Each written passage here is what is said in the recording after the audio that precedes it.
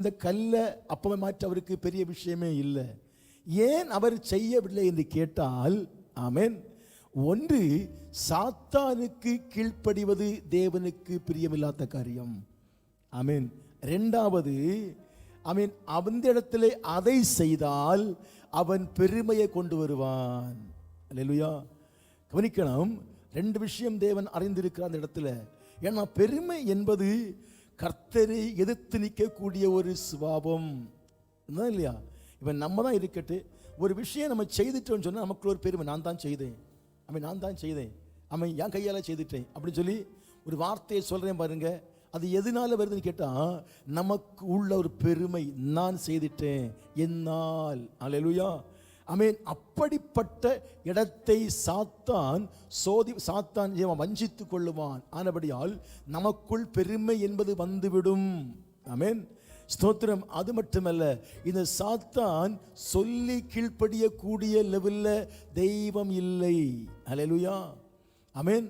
நீ செய்து பாரும் சொல்லுகிறான். ஆமென். அப்பமாய் மாற்றி பாரும், மாற்றும் என்று கேட்கிறான். அல்லேலூயா. அப்போ இயேசு சொன்னாரு, எப்பா சாத்தானே, நீ புரிந்து கொள். அல்லேலூயா.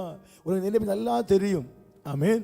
ஆனபடியால் ஸ்தோத்திரம், நாங்க என் ஜனம் இந்த அப்பத்தினால் ஜீவிக்கிறவங்க அல்ல. அல்லேலூயா. இன்னைக்கு அப்பத்தையே காட்டி காட்டி ஜனங்களை இழுத்து கொண்டிருக்கிறான். உலகத்தையே காட்டி காட்டி, சாப்பாடை காட்டி காட்டி, உலகத்துக்குரியதை காட்டி காட்டி சாத்தான் தன் பக்கம் ஜனத்தை இழுத்து கொண்டிருக்கிறான். இயேசு அதனால தான் சொன்னாரு, மனுஷன் அப்பத்தினால் மட்டுமல்ல. அல்லேலூயா. அப்படின்னா புரிந்து கொள் தேவ ஜனமே, நீங்களும் நானும் அப்பத்துக்கு வேண்டி அல்லது அப்பத்தினால் மட்டும் ஜீவிக்கிறவங்க அல்ல. அப்படின்னா என்ன அர்த்தம்? அப்பம் சாப்பிட்டா ஒரு நேரம் பசி ஆறும். அல்லேலூயா. என்னால் ஸ்தோத்திரம். அல்லேலூயா. ஆமென். 3 நாட்களும் 7 நாட்களும் 21 நாட்களும் 40 நாட்களும் அப்பம் சாப்பிடாமலே ஜீவிக்க முடியும் என்று நமக்கு கற்றுக் கொடுத்திருக்கிறார். அல்லேலூயா. இந்த பூமியில் வாழக்கூடிய நமக்கு அப்படி செய்ய முடியும் என்று கர்த்தர் பலன் கொடுத்திருக்கிறார். ஒன்று.